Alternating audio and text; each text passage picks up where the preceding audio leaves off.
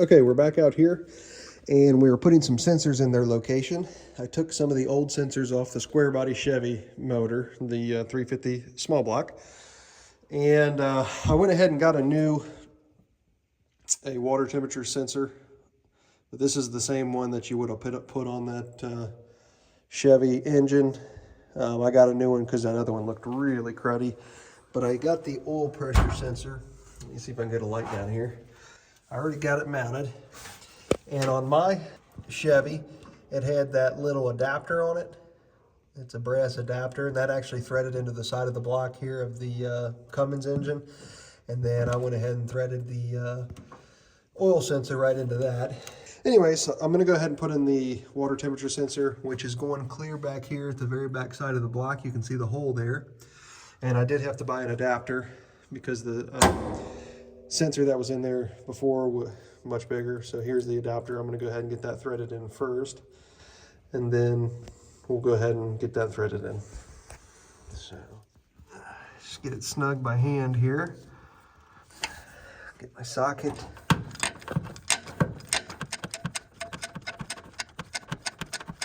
Now we're gonna get this guy threaded in.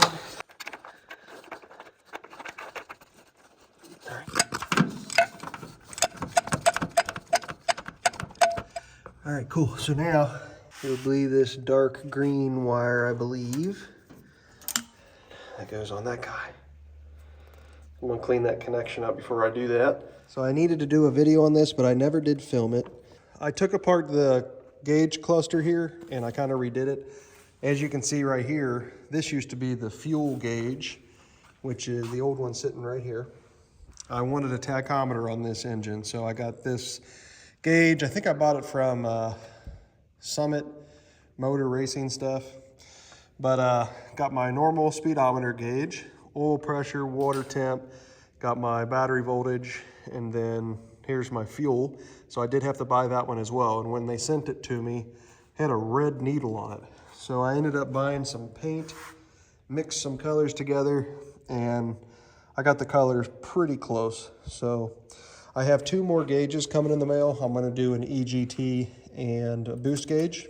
So, but along with this, I had to rewire some stuff. So let me flip this thing around and you can see where I've rewired some things. So to show you what I've done here, I left these terminals in here, but I broke off the tabs and I left those in here just for something to solder against. I went ahead and soldered them down to the piece of copper on the board, ran the wires over here basically to the fuel. So now when the point plugs in here, that should line up properly. And then right here, this had gotten wet at some point, so I kind of had to redo a few connections here. Got that squared away. Went ahead and replaced some bulbs. One of the wires I ended up having to solder in right here, and then I put a what is this? This is some hot glue on here just to keep that from moving around and breaking off. So there's probably other nicer ways to do this, but I think all this will work. So my connections up here for the tachometer is going to be here, and you got yourself a positive, ground, and source. And I do have connectors to go into those. So I may have to make this hole just a little bit bigger, but there's that. And then this is just a cable driven, which was kind of a battle getting that hooked up to the transmission. I never did or was able to figure that out. So I ended up going with a GPS unit that actually puts out a mechanical drive, which is kind of interesting. So we'll see how that'll work. Kind of expensive. I think it was like $400 or something. But that way I got a speedometer gauge and I know it's going to be accurate regardless of the gear ratio of the rear end and tire size and all that stuff. Anyways, so that's the gauge cluster. So I wanted to keep it pretty original looking because I like all that stuff. So anyways, there's that. And then for the other 2 gauges, I'm gonna try to stick them up. There's like a little cubby hole that sits on the bezel inside the truck there. I'm gonna try to stick them in there. We'll see how it works out. So I almost forgot, I wanted to show one other cool thing. So before, this little screen down here, so that one displays brake line and something else. This one originally displayed service engine soon, I think, and 4-wheel drive, but I changed it out since I don't have 4-wheel drive on this. Okay, so let me stick my light right there. all that happens is it lights up back there, and then you should see a display pop up. So let me see if I can, oh yeah. So Cummins diesel. So yeah, so I'm gonna have lights in there, and so when that comes on, you'll be able to see Cummins diesel on there, which I think kind of cool.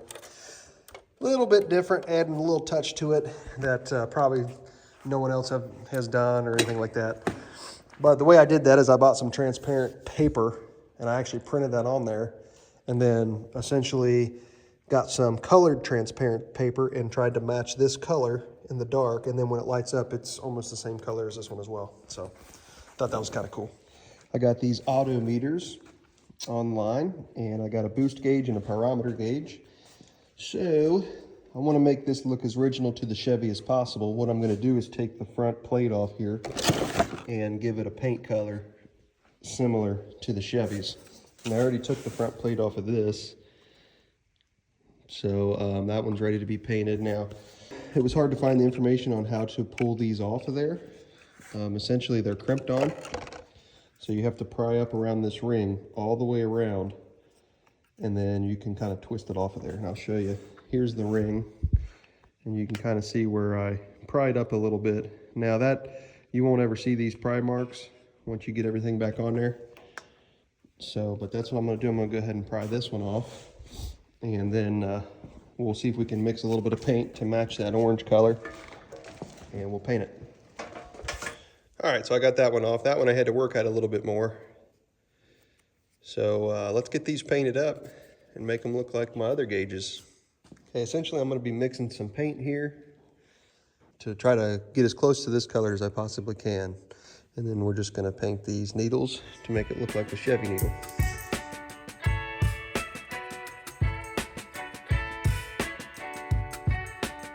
Okay, so there we have it. I'm gonna let them dry, and then we'll put the lids on them. So I think it turned out pretty nice. This is probably not the exact paint you should use, but it's what I used, just from Walmart, multi-surface paint. That's what I used if anybody's interested. Now, I actually picked up several oranges. It's pretty cheap. Probably the right paint should go to Hobby Lobby and pick up some of their nice model paint. It would go on nicer than this. You can see the brush strokes. But once you put glass on it and everything, get it in the dash, it'll be really hard to tell. But I always say though, the finer detail you go into, just the better the product is. But we got a Walmart close by, so that's what I use there. Okay, we're all set up here on the Bridgeport to mill 2 more spots in this harmonic balancer. So we're doing this because the current Dodge sensor, it only senses 2 spots for the type of signal that it needs to receive for the Dodge gauge cluster. And since I'm using the original GM tachometer that I ended up buying to fit into my cluster, it actually needs to see 4 pulses. So each time this thing rotates, there's a sensor that sits right here. When it sees this steel drop out, it changes that signal. And then that's what allows that tach to work. So now there is some other things I still have to do, like I think I have to add a resistor. This is all based off my research, so I'm hoping that all this works. But I'm gonna go ahead and mill these and get this put back on there and go ahead and mount the sensor as well.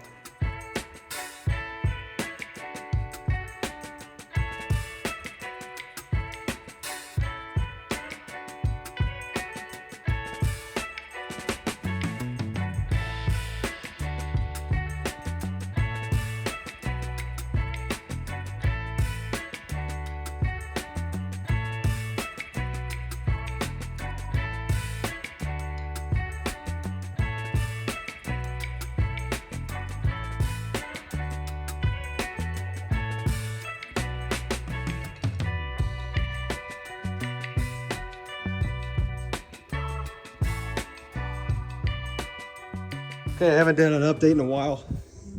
It's taken me several days to figure out why the tachometer wasn't going to be working. There's some really good write-ups on forums on how to wire this in. I had to buy a new one because the other one I had all kinds of wires exposed, but they were different color wires. So I assumed that the red was hot, white was ground, yellow is the signal wire. Basically, long story short, the red is hot, the white is the signal wire, and the yellow is actually the ground. So after I got that figured out with the resistor in line, I'm actually reading RPMs finally. But let me go ahead and show you what else I've done. So I've got all the power steering stuff hooked up. I did go ahead and put fluid in there and was bleeding that a little bit ago. Got all my brake lines finished. A lot of the wiring is coming together. So I'm gonna go ahead and work on the radiator and the intercooler now, because that's something I've been wanting to get in here. That way we can put fluid in this thing. That way I can leave it running a little bit longer. I have to start it here and there, or I start it up. Don't let it run more than about 5 minutes, and then I shut her back down so I don't overheat anything. But that's where we're at. It's taken me a long time to figure out this cluster situation, but I finally got it, and looking good, so happy about this. All right, we're just out here today. I'm about ready to wrap it up, go carve some pumpkins with the boys. But I got my positive wire ran, got my starter wired up. I don't have it hooked to the battery just yet, but I do have my battery mounted. The original Chevy mount was over here. I kind of re-welded it, redid it, and put it over here. And so I kind of got all my wires somewhat organized, even though it looks like a mess. I kind of know what's what now. This is for my alternator. This is for oil pressure sensor. I got my water hooked up already. This blue line goes out and about. The rest of that's in the rear. Oh yeah, and I also got my crankcase pressure vented here, and it's got like cups in it to where oil comes in. I got 2 of them. We'll see if I even need them or not, but I got all them hoses routed to where it needs to be. We also changed out the throttle linkage, which I don't know if you can see that. The guy before had welded on mine for some reason, and we're waiting on throttle springs to come in to make that a little bit smoother.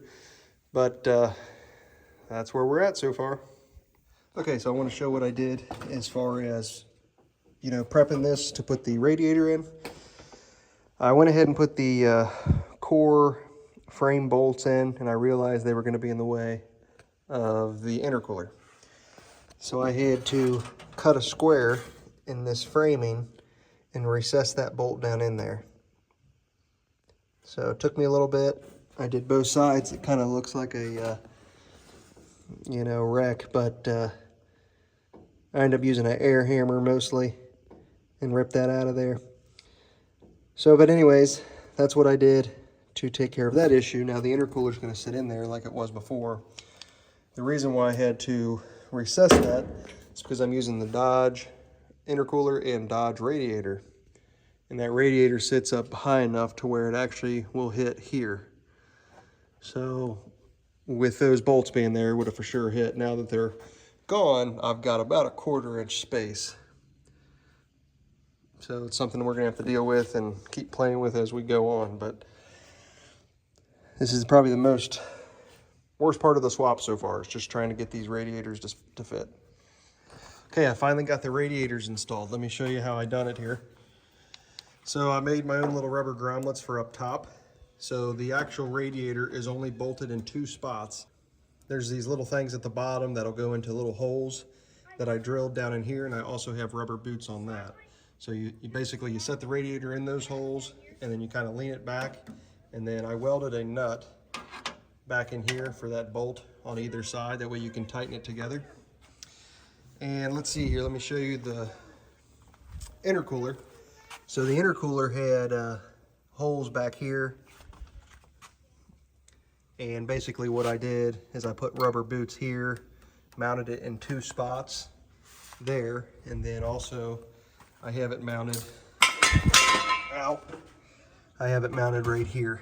You can see here I basically used some all thread and came through this and mounted it like that. So definitely try to put as much rubber on this as I can, just because this engine is going to shake so much. So let's see here. That's how I did that. Now I have to run the intercooler tubes up to the intake and out the turbo on that other side. And I'll do that here in a little bit. I think what I'm going to work on right now is some wiring, kind of cleaning up this mess. I'm almost done with the wiring, which will be nice. I also went ahead and I put in a new bracket. It's there, that you can see that billet aluminum, the black. That was the P-pump bracket. This one for some reason was missing it. So I put another one on there, which was kind of a pain in the butt. So it's coming together. Getting the radiator mounted was a big task. Took me quite some time. So I know I haven't been filming very much. It's just because I've been doing a lot of little things and it's kind of hard to film it all. So it is pretty close to the motor, but I'd say the closest that it is a 1/2 inch. And it's over here right at the back of this electronic fan. It's sitting close to where this the oil fill cap is. But this does clear the hood, but just barely, but it does clear it. And everything is separated by rubber. So even down in here, right here, it's very close to the intercooler, and I got some of this rubber adhesive, which is super nice, and I put that in between there. So it's actually not touching metal anywhere, which is good.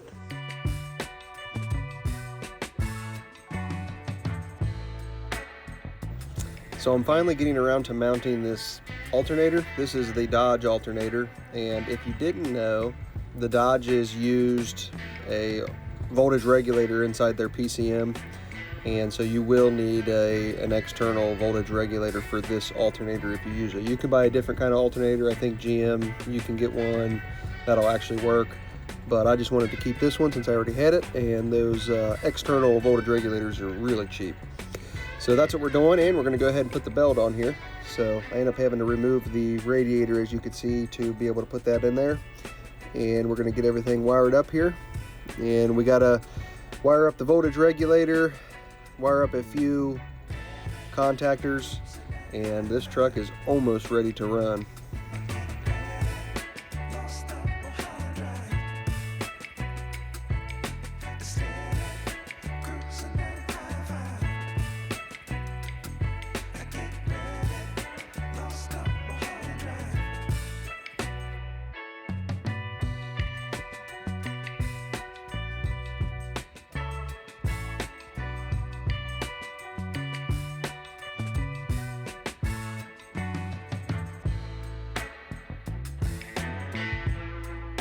All right, just an update on the video on what I got done today. So as you've seen, I was rewiring a bunch of this stuff. I finally got it all loomed and got it up here looking somewhat good. I had to move my battery out, and I changed the bracketing just a little bit so I could fit the regulator and relays back here. I couldn't put them over here like I wanted because this arm was coming down and hitting them. So, but anyway, I got this. So this positive ended up being pretty close to the frame, but I actually got a little piece of plastic in there in case this battery would ever jump that direction, which it shouldn't because I got it in there pretty tight. So I redid that. I got a little bracket down here that kind of holds the battery in place. But I got all this done, and it looks pretty good. The only thing I have left to do is I have to figure out where I'm going to put my coolant temp sensor, and I got to put these 2 wires in on the alternator still. So that coolant temp sensor, it's a switch on the negative side. So if I turn the key on right now, you can see my custom Cummins diesel. And basically, this is a switched negative through the thermostat. That's why it's a single wire.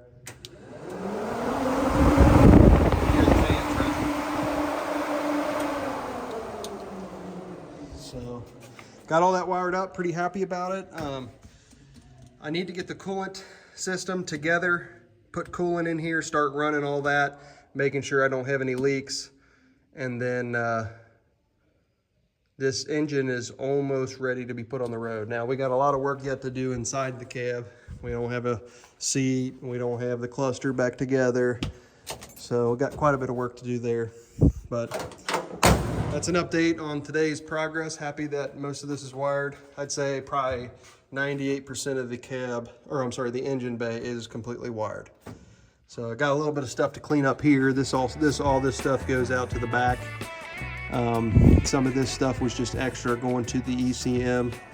So I need to tie these up, and then I'm gonna wire loom all this up through here. So there we go.